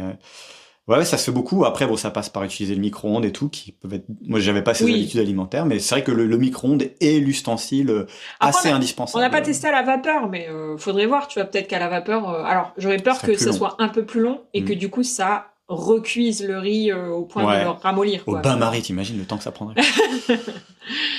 Ok, d'accord. Et quoi alors? Est-ce qu'il y a beaucoup, par exemple, moi je suis très curieuse, puisque vous mangez vraiment à la japonaise... Est-ce qu'il y a beaucoup de tsukemono, donc des aliments marinés? Ouais, carrément. Ouais, franchement, c'est... Fait maison ou plutôt vous achetez... Non, fait maison. Fait maison. Ouais, mais de façon assez simple, quoi. Tu vois, vinaigre, tu mets en saumure au frigo et tu coupes ton haksai, par exemple, ton chou chinois, Et c'est le chinois, Ouais, c'est ça. Ouais. J'ai plutôt les termes en japonais. Je suis Oh, désolé. excusez-nous. Je suis serai là désolé. pour faire la traduction. C'est mon si vous quotidien, voulez. c'est pas pour être pompeux. Hein. Mais ouais, tu le coupes, tu le mets même dans un ziploc, là, tu vois, Ouais, ouais. un sachet. Tu mets ton vinaigre ou ta préparation, peut-être de dashi, etc. Et puis tu le mets au frigo et puis paf, ça fait du tsukemono, quoi. Et est-ce que t'as l'impression que finalement, tu manges souvent les mêmes saveurs? Ouais, franchement, oui. Ouais. Après, ça doit dépendre vraiment des familles. Nous, je sais que on prime, c'est l'efficacité qui prime, parce qu'on est occupé à plein d'autres choses et on aime bien cuisiner, mais c'est vrai que pour l'instant, on décide pas d'y mettre beaucoup de temps, pour tout un Ouais. tas de raisons. Donc, on tourne un peu avec les mêmes plats, ou alors on fait des variations, mais toujours avec un peu la même base. Et on pourra en reparler après pour le conseil un peu cheat code pour les gens qui nous écoutent. Ah, il mais- m'a teasé, Yacine, il m'a dit Ouais. qu'il avait des conseils de Non, mais compète. c'est rien de. Tu le connais déjà, toi, qui est spécialisé de la cuisine Oui, mais japonaise. c'est pas pour moi que tu en Mm. parles. Oui, en fait, quand on me demande est-ce que je mange japonais au quotidien et que je réponds oui, les gens peut-être s'imaginent que je sais pas, je vais manger des ramen, des sushis, qu'est-ce qu'il peut y avoir d'autre, des choses un Des peu gyoza, des gyoza, des donburi, tempura, etc. Ouais. Voilà, tout Ça, c'est des choses qui demandent quand même un peu de boulot. Bah ouais. Donc non, c'est pas ces choses-là qu'on mange au quotidien, mais c'est à la japonaise. C'est-à-dire que c'est saveurs japonaises. Ouais. C'est des façons de préparer, des bases de préparation, un peu le b.a.-ba de la cuisine japonaise. Bah oui, ça, on l'applique un peu au quotidien. Et puisqu'on en est sur la cuisine, alors, c'est quoi ton ou tes best conseils ever pour cuisiner Ouais. Alors, japonais ou pas d'ailleurs. Qu'est-ce qu'on mange? Qu'est-ce que Yacine mange? C'est un peu une question d'ingrédients basiques. Il y en a une petite dizaine, tu vois, que tu peux trouver dans Sortez toute vos grande stylos. ville. Ouais, c'est ça. Sortez vos stylos dans toute grande ville française. Après, il faut savoir où chercher. Mais là, par exemple, on est à Nantes et il y a au moins 3 ou 4 boutiques dans lesquelles tu trouves un peu tout ça. Et après, tu les mets un peu dans n'importe quelle configuration et t'obtiens du japonais à l'arrivée. Par exemple, on parlait de matière grasse. Bon, bah, ça va être de la bonne huile de sésame. Ouais. Mais je dis une bonne huile de sésame parce qu'il y a aussi des huiles de sésame. Souvent, c'est des marques asiatiques, etc., qui sont pas celles que tu trouves au Japon. Je pense que celles qui sont au Japon, elles sont assez concentrées, Ouais. peut-être un peu plus torréfiées au niveau du sésame. Et donc, il faut retrouver ça. Donc, n'hésitez pas à mettre un peu le prix pour votre huile de sésame, quitte à en mettre un peu moins, pour que ça parfume vraiment bien votre plat. Après, si ça coûte un peu cher, vous pouvez la couper avec une huile neutre. Et au moins la base du sésame est là, quoi. Mais par exemple, commencer une cuisson de légumes, de pousses de soja, de viande, de poisson aussi. D'ailleurs, ça peut se faire avec de l'huile de sésame. Tout de suite, ça donne un côté asiatique en général, et ça fait la diff, quoi. Donc ça, c'est pour la base. Après, du vinaigre de riz. Alors c'est vrai qu'on peut cuisiner avec d'autres types de vinaigre. Moi, je trouve que les cuisines du monde ont évolué dans un environnement culturel qui fait que tous les ingrédients se marient bien les uns les autres, se répondent les uns aux autres. Et si en cuisine japonaise, je pense que c'est mieux quand même d'avoir un vinaigre de riz en vinaigre blanc. C'est mon avis. Après, je pense que si on fait un peu de la fusion et qu'on veut créer des goûts un peu différents, parce que je donnerais un ingrédient un peu bonus aussi, on peut avoir des choses qui vont bien ensemble. Mais moi, j'avoue, je cuisine au vinaigre de riz. Ouais, alors je trouve ça intéressant parce que moi, ce que je me suis fait comme remarque, c'était que, par exemple, si on prend un plateau repas japonais, on va avoir du riz, Ouais. on va avoir un aliment vinaigré avec du vinaigre de riz, Ouais. on va avoir de la pâte miso, il y a un peu de riz Voilà, dedans. le miso faisait partie des ingrédients.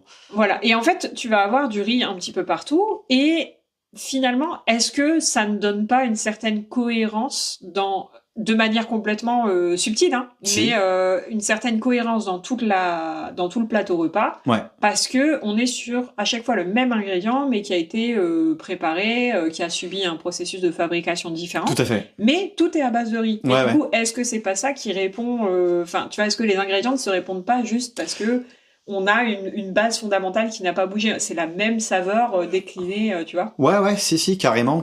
Mais c'est, tu vois, par exemple, moi, ce qui m'avait vraiment marqué quand je m'intéressais un peu au jardinage, il y a pas mal d'années de ça, hein, mais que le basilic pousse bien au pied des tomates. Et après, tu sais que les tomates vont très bien avec le basilic. Mais à la fois tu vois, tout se répond. C'est des Ouais, écosystèmes, en fait. Je pense que si on reste dans l'écosystème cuisine japonaise, on se trompe assez peu. Ouais. Donc ouais, tu parlais du miso, ça en fait absolument partie. Le miso, ça s'utilise de plein de façons, en base de sauce, qu'on peut appeler le tare, tu vois, ce qu'on met en fin de cuisson. en début de cuisson, on peut même le tartiner, toi c'est ce que tu fais, alors ça ils le font pas trop au Japon, mais ça se met vraiment partout. Ouais. Donc t'en mets pas, ça sale aussi un peu. D'ailleurs c'est la même base de cuisson d'un autre ingrédient dont on a parlé qui est la sauce soja. C'est le même procédé de fabrication et il y a un moment où il y a un embranchement et d'un côté on fait le miso, de l'autre on fait la sauce soja. C'est les mêmes bactéries, les mêmes processus. Donc la sauce soja, donc j'ai dit... huile de sésame, vinaigre de riz, miso, sauce soja. Après, tu vas avoir bien sûr le saké. Donc, ils peuvent appeler le ryorishu, ça veut dire littéralement ryori, c'est la cuisine. Donc, le saké de cuisine, que tu mets aussi dans ton tare, donc ton mélange de tare, en fin de cuisson, pendant la cuisson, un peu comme quand on cuisinerait au vin, bah ils le font avec le saké, pour des viandes, des poissons, etc. Saké à base de riz également. Hein. Exactement, saké à base de riz. Euh... Et si on veut maintenant apporter un petit peu de sucré cette fois, eh ben il nous faut du sort de saké un peu liqueur, qui est le mirin. Et du mirin, ça fait partie de ces ingrédients magiques. Souvent, tu le mélanges même un peu avec le saké. Tu peux mettre que du mirin. Tu peux mettre du sucre en plus ou pas. Et justement l'ingrédient un peu bonus, parce qu'on a fait un peu le tour des trucs vraiment basiques, des condiments un peu basiques, c'est moi j'utilise du sirop d'érable parce que je trouve que miel ça vient trop dénaturer le goût. Ouais, et puis le sirop d'érable c'est un côté un peu fumé, je trouve. C'est un côté un peu fumé, c'est un côté un peu neutre aussi, donc ça se marie vraiment bien. Donc je trouve que ça marche très très bien si vous voulez faire du teriyaki. Bah quand vous faites votre base de tare avec du soja, du saké et du mirin, bah vous pouvez rajouter une cuillère à soupe, ça dépend de la quantité, hein, mais de sirop d'érable. Là, vous pouvez mettre du sucre pour le teriyaki classique et ça marche nickel, quoi. Ça marche vraiment nickel.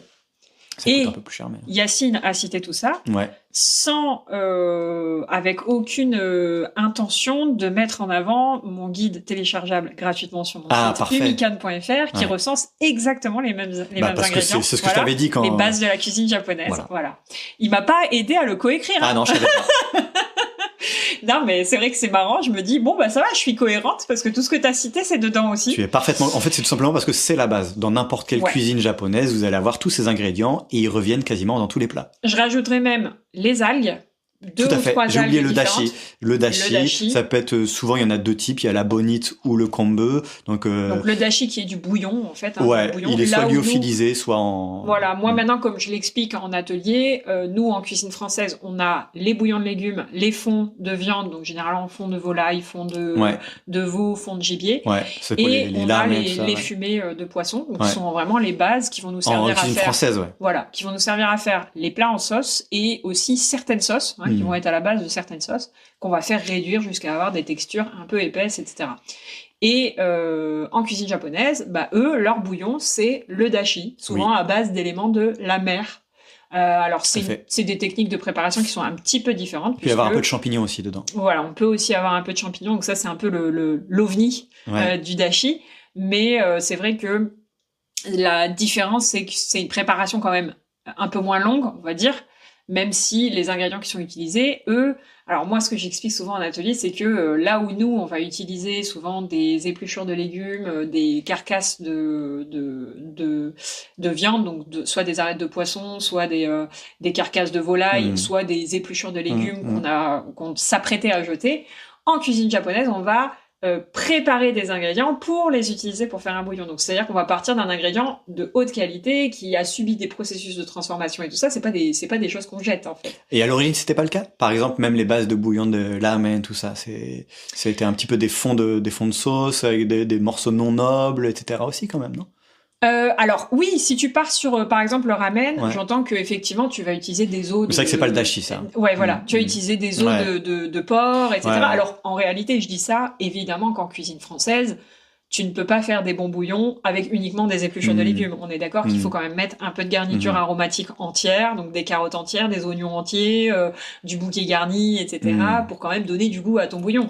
Maintenant, on sait qu'aujourd'hui, dans ce climat de sobriété, voilà, on essaie de justement recycler un peu nos déchets, et c'est bien connu de garder ses épluchures au congélateur, et une fois qu'on en a suffisamment, on peut faire un bouillon de légumes avec. Maintenant, c'est vrai que du coup, c'est assez rare, à part les gens qui sont passionnés de cuisine, les gens qui font leur propre bouillon et qui, en plus, le font avec des ingrédients entiers. Parce que généralement, la plupart des gens, ils utilisent leurs épluchures. Au Japon, ils utilisent pas mal des bouillons à l'occidental, même à la française. D'ailleurs, ils appellent ça consommé.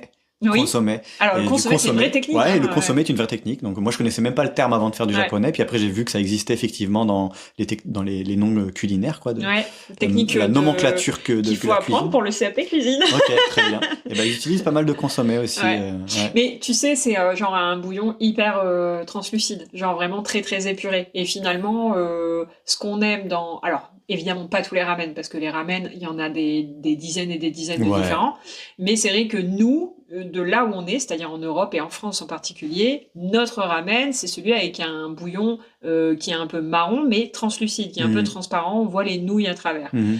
C'est un consommé en fait, Mhm. tu vois. Et c'est pour ça que ça répond à tout à l'heure Oui. quand je te disais finalement on retrouve les mêmes Ouais, techniques. ouais, Alors tout à fait. est-ce que c'est fait exactement de la même manière que nous on fait le consommé? Peut-être pas. Après, tu les vois. cultures culinaires s'entre-hybrident non-stop. Mm. Par exemple, en France, que le hachis parmentier avec des pommes de terre soit un plat typiquement français, bah, il a fallu qu'on ait des pommes de terre qui Ouais. viennent d'Amérique. Donc là, en fait, c'est ça l'histoire C'est ça. l'histoire des habitudes alimentaires et des ingrédients et des légumes et des plats La et tout. patate. Et c'est tout le temps des mélanges, quoi. Mm. Au Japon, les gyoza ou les ramen, on en a parlé aujourd'hui. En fait, pour les Japonais, ils appellent ça chuka ryori. Ça veut dire la nourriture chinoise. Donc, Oui, et d'ailleurs, on les effectivement. mange dans des restaurants de cuisine chinoise qui ont un style décoratif à la chinoise. Souvent, c'est des personnes chinoises qui les font. Donc, en fait, voilà, c'est même le curry rice, à la base, c'est les Britanniques qui sont passés par l'Inde. Mais qui ont du ramené point ça de au vue de la Japon. gastronomie japonaise, on a quand même beaucoup d'influences étrangères. Enfin, il y a Ouais. beaucoup de plats qui sont entre guillemets dont les Japonais se sont appropriés parce qu'aujourd'hui on les reconnaît comme des plats japonais, Oui. mais qui sont historiquement pas japonais. Mais comme tout, Ouais. en fait, Ouais. en cuisine. C'est pour ça. Après, ça veut pas dire que chaque pays, chaque peuple se façonne un truc avec ses goûts. Et je pense que les Chinois d'ailleurs seraient tout à fait d'accord. D'ailleurs, je le sais, j'ai des amis chinois qui me l'ont dit, mais que la cuisine japonaise, même sino-japonaise, en fait, est différente de celle qu'on trouve en Chine, et ils aiment beaucoup ça aussi. Mm. D'ailleurs, les Chinois mangent des ramen à la japonaise quand ils veulent, mais ils en ont aussi des, je sais pas comment on dit, ramen, je crois en La chinois. viande. Ouais, et, ils en mangent aussi. Ouais, ouais. Mais ils les considèrent de façon un peu différente, quoi. Oui, oui. Comme c'est ça. comme les pizzas à l'américaine Mhm. et les pizzas napolitaines, etc. Oui, c'est vrai. C'est en fait un élément culturel. Là, c'est pour la nourriture. Au final, sort de son cadre d'origine et n'appartient plus vraiment exactement à son pays. Je pense, moi, une de mes réflexions par rapport à la cuisine japonaise, je vais essayer de pas trop digresser, c'est que ça n'appartient plus vraiment au Japon. En tout cas, un pan de la culture japonaise. Pour moi, un pan de la culture japonaise, ou ce qu'on se représente comme étant japonais, fait partie de la culture mondiale maintenant. C'est ce qu'on voit dans les salons de culture japonaise, où en Ouais. fait c'est mélangé avec la culture geek, la culture pop, etc. C'est une version tronquée du Japon, mais ça n'appartient plus vraiment au Japon, quoi. Ben, moi, j'ai un peu, je pense, une réflexion assez similaire, mais plus basée sur Tu sais, ce terme un peu, pour moi, galvaudé, le côté authentique et traditionnel, Mmh. dans le sens où, en fait, ce que nous, on estime être traditionnel, c'est ce qui était pas traditionnel dans le passé. Ouais. Et ce qu'on fait aujourd'hui, on estime que c'est pas traditionnel, alors que ce sera traditionnel pour le futur. Oui, bien sûr. Ouais. Tu vois ce Il faut que je ça veux dire fasse ses preuves, quoi. Il faut que ce soit Et ancré, puis surtout que ça soit juste légitimé. par une période. Enfin, tu vois, de se dire, en fait, ce que la manière, enfin, tu vois, des fois, t'as un peu des gens qui sont réfractaires au changement et qui vont dire, oui, mais avant on le faisait comme ça, ou on le faisait nous-mêmes et patati patata. Et donc, si tu le fais plus toi-même aujourd'hui, c'est pas traditionnel. Ouais. En fait, c'est traditionnel de ton époque. Ouais, C'est-à-dire qu'aujourd'hui, bien sûr. les gens ne prennent plus le temps de faire parce qu'on a développé des nouvelles technologies pour s'en passer. Ouais, Donc, ouais, ça ouais. veut pas dire que la qualité est forcément plus mauvaise. C'est juste qu'en fait, on répartit maintenant l'effort sur d'autres aspects de la cuisine, tu vois. Carrément. Genre, par exemple, aujourd'hui, en cuisine, il y a beaucoup de nouvelles techniques de cuisson, et notamment la cuisson sous vide. C'est-à-dire qu'on va préparer une viande, etc., avec une sauce, on va la mariner, on va la mettre dans un environnement sous vide, et on va du coup rallonger son temps de conservation, parce que comme elle est sous vide, il n'y a pas de bactéries qui peuvent se développer, ouais. et on va même cuire sous vide. C'est-à-dire que la pochette avec la sauce et la viande et tout ça, on va directement la foutre, la mettre dans de l'eau et la cuire comme ça. Et en fait, il se trouve que finalement, le résultat gustatif est meilleur. Parce qu'en fait, la viande a bien mariné dans un environnement bien fermé, et en plus, elle a une cuisson douce, parce qu'une cuisson dans un bain-marie, c'est forcément Ouais. plus doux que d'être posé sur une poêle en téflon. J'ai On est appris il y a d'accord. pas longtemps qu'il y avait une expression, je crois qu'elle est dialectale en japonais, pour dire que quelque chose, tu sais, quand quelque chose est meilleur le lendemain ou le surlendemain, Oui, que les goûts se sont bien assimilés, bien harmonisés, Ouais. comment on dit, ouais, je crois que c'est ça, harmonisé, etc. Et c'est shundoru. Ok. Shundoru. Shundoru. Shundoru, ouais. ok. Ça vient un petit, je crois que la base du mot c'est chimichrome, c'est avec chimie c'est comme quand tu fais imbiber quelque chose, Mhm. infiltrer quelque chose, etc. Voilà, donc c'est shundoru. Ok, bon, on va le noter celui-là. Ouais. Donc quand ça a bien shundoru, tu vois, Ça a bien Shundoru. ouais. On va faire des t-shirts. C'est quoi les projets justement, Ouais. Yacine? Qu'est-ce qu'on fait là Les projets. Déjà, c'est 2026, c'est le début d'année. là. C'est ça. C'est que là jusqu'à présent. Sur quoi tu t'engages? Et oui, ça y est, on est passé sur le podcast inspirationnel. Je sais pas si je suis une inspiration, c'est mon parcours à une Que dit quelconque- l'entrepreneur qui est en toi? Aïe aïe aïe. Justement, je vais essayer de l'aller le chercher l'entrepreneur parce que pour l'instant. Où est-il? Je suis quand même un peu trop juste le chercheur prof, tu vois. Donc ouais, l'idée, ça va être justement d'évoluer vers un peu plus d'entrepreneuriat, entre guillemets. Même je sais pas si c'est le bon terme pour mon activité qui est quand même assez spécifique. Il y a quand même une base de choses à faire en 2026 pour exister en tant qu'indépendant, assez universelle, à savoir être présent quand même en ligne, développer du contenu comme on dit, alors sous différentes formes, qui me pousse vers la jactance, le fait de beaucoup parler, Ouais. à savoir le podcast. Donc il y aura un J'écris podcast cette année alors. Ouais, il y aura un podcast cette année. Il y aura un blog aussi. Le blog va me permettre de laisser plus libre cours à mon côté qui fait la recherche. Là, par exemple, j'ai un article scientifique, académique qui va sortir là en début d'année. Je vais essayer de vulgariser un peu ce genre de choses parce qu'un de mes kiffs, c'est de faire de la recherche. Là, par exemple, c'est un truc ultra précis sur les toutes premières grammaires du japonais qui ont été produites il y a 400 ans, voire 500 ans par les Portugais, tu vois. Et toi, tu connais un portugais d'il y a 400 Ouais. ans qui t'a expliqué... Ouais. Ah ouais, d'accord. Ouais. Putain, t'as un sacré réseau. Alors je le connais Tu l'as rencontré post-mortem, hein, il n'est plus de ce monde, mais j'ai lu pas mal de C'était choses dans de ses une notes. pépinière d'entreprise, tu l'as rencontré, vous avez discuté. Ouais, et- c'est ça, en portugais ancien en plus. Ah oui. Ouais, ah oui, je lis d'accord. des textes en portugais ancien, Estelle. Vraiment. Sur les toilettes, ça. Ouais, voilà. Là. Donc, je vais Et faire donc ça, est-ce que tu aurais à peu près un délai quoi? Là, je suis déjà en train d'écrire des articles. Donc j'ai un site, j'ai un nom d'activité, ça va être Kotonoma. Kotonoma. Kotonoma, c'est un jeu de mots avec kotoba qui veut dire le langage ou les mots, et Tokonoma qui est l'alcôve dans laquelle on accroche une calligraphie D'accord. et parfois un kakemono, pas tout le temps que une calligraphie, et parfois on dispose un ikebana aussi, etc. Ok. Donc voilà, petit jeu de mots, aussi parce que au quotidien je vis avec une calligraphe japonaise, parce que j'aime bien la généalogie et que le mot kotoba vient du mot kotonoha qui veut dire les feuilles des mots. C'est D'accord. comme ça qu'on définissait le Oh, langage. C'est beau ça. Ouais. Aussi le kotodama qui était l'âme des mots, le côté un peu sacré des mots, D'accord. qui a toute une influence sur comment on utilise le langage en japonais. Enfin, donc voilà, ça va brasser un peu tout ça. Donc kotonoma.fr, le site est en construction et bientôt il va accueillir un blog avec quelques petits articles. Et Est-ce puis on va que voir tu comment ça prends évolue. encore des cours en ligne? Est-ce que tu proposes encore des cours en ligne? Parce que nous, là, on Ouais. est en discussion Ouais, pour ouais. que tu me remettes au japonais tout doucement. Oui. On va en parler après, mais ça c'est... J'en juste toi et fais moi. en particulier. Alors je vais limiter parce que je vais pas faire que ça, parce que c'est pas le format qui m'intéresse le plus. En tout cas, si des gens ont des Ouais. demandes, ils peuvent te les adresser. Ouais, bien, et puis bah, c'est au toujours, cas par cas, toujours. quoi. Tant que j'ai du temps, là, c'est un peu le cas parce que j'ai fini un contrat à l'université l'année dernière, donc là, je suis un peu plus. C'est pour ça que je me réoriente plus vers mon activité perso. Donc oui, à terme, peut-être l'année prochaine, 2027, je proposerai une formation en ligne. D'accord. Avec des contacts avec moi quand même, hein. Mais sinon je vais rester plutôt dans mon environnement nantais parce que j'ai des contacts ici, j'ai de la demande un peu ici, donc des sessions ponctuelles, des sessions intensives. J'ai vraiment envie de faire des sessions intensives pour les gens qui veulent vraiment crocher dedans, Ouais. sur un peu stage, tu vois, etc.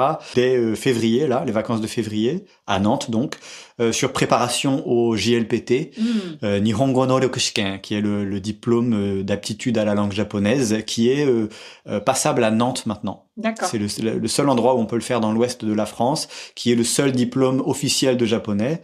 Et je connais assez bien pour l'avoir passé à plusieurs reprises moi-même, donc plusieurs niveaux. Et puis parce que depuis qu'il existe à Nantes, je suis pas correcteur, mais comment on dit, personnel administratif, surveillant. surveillant D'accord. principal du JLPT. Ouh là là. Voilà, donc je connais Monsieur pas le mal les ficelles. surveillant. Oui. Je connais le background, je connais Les coulisses. Les coulisses, ouais. Ouais, voilà. Donc, je pense que cette petite expertise personnelle va me permettre de préparer un peu les gens à ça. Donc, Ok, donc pas mal de boulot là pour cette année.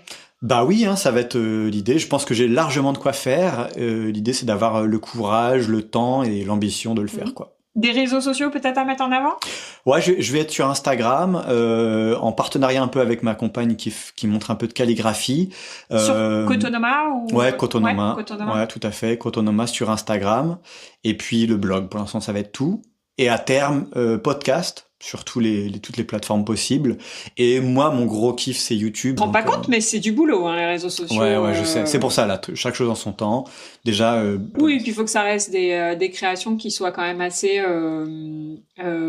comment on dit, instinctives, naturelles à faire. Ouais. Parce que dès qu'on commence à rentrer dans des formats qu'on maîtrise pas et qu'on consomme pas, ça devient un peu plus difficile, quoi. Là, je vais bosser un peu avec l'université permanente de Nantes, à son antenne de Pontchâteau, et puis j'espère celle de Nantes. Là, j'ai postulé, et ça va me permettre de brasser des thématiques plus profondes, toujours, je pense, avec un lien avec la langue japonaise, mais sur la société, l'histoire, etc. Donc ça va être un truc que je vais continuer d'articuler avec mon activité, quoi. Super. Je m'appelle Yacine, je viens d'avoir 35 ans. Si je dois me définir dans le cadre qui nous intéresse, je dirais que je vis du Japon et du japonais. Je pense que tu reviendras sur le podcast, il y aura encore tellement de choses à dire. Yoroshiku onegaishimasu. Merci beaucoup pour ta venue, pour toutes ces Arigato. informations. Merci à toi. Gozaimasu. Je vais mettre tous les liens de toute façon vers tes réseaux sociaux, ton site, et j'imagine que je ferai aussi des petites sessions de temps en temps pour donner des nouvelles du projet. Avec Et plaisir, puis, merci de toute beaucoup. façon, on se reverra très bientôt. Oui, Voilà. j'espère que ça aura plu intéresser les gens qu'ils auront eu envie d'en savoir encore plus sur tout ça. Merci Yashin-san. Arigatou gozaimashita.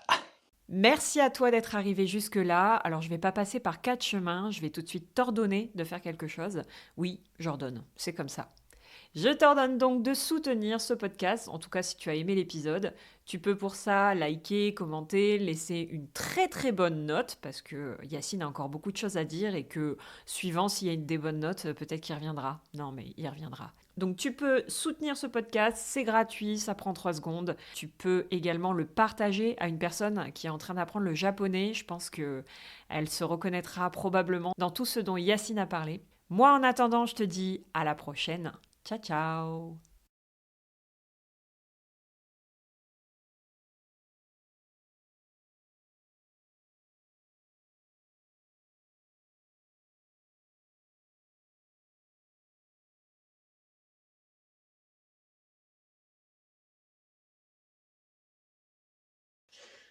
Ça reste assez cohérent, hein. Bah ouais, ça va. J'ai l'impression. Mais j'étais pas inquiète. Hein. Ouais. J'étais pas inquiète. J'ai un peu l'habitude quand même de faire de la digression De parler tout contrôlée. seul. De parler tout seul devant un parler tout micro. seul. Non, de faire des dérapages contrôlés. Tu sais, je retombe toujours un peu sur mes pieds, quoi. Ou en tout cas, mon cerveau m'y mène un peu naturellement. Il a pris Ah, mais ce moi, de biais-là, toute quoi. façon, je te suivais où que tu ailles. Hein. J'ai l'impression que chaque fois qu'on se voit, de toute façon, on a un milliard de choses à Ouais, dire et on n'a on jamais se voit fait pas le tour. assez, c'est Voilà, c'est ça.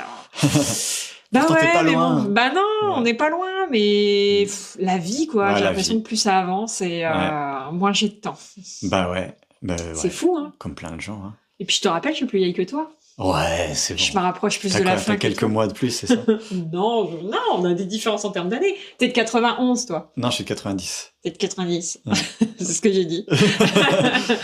Moi, je suis de 89. Ouais, c'est vrai. Je suis ton senpai. Oui, et attends, Août. je suis nul en mois août, ouais, ok. J'allais dire septembre, non, de août, ouais. Toi, décembre. Ouais. Le 10. Ok, t'as 1 an et 4 mois de plus. Bah, ouais. Dans On en une fait vie, des choses. ça fait du taïken. taiken. C'est vrai, du taïken. Moi, dans 1 an et 4 mois, je sais pas où je serai et j'aimerais bien avoir réussi 2-3 trucs.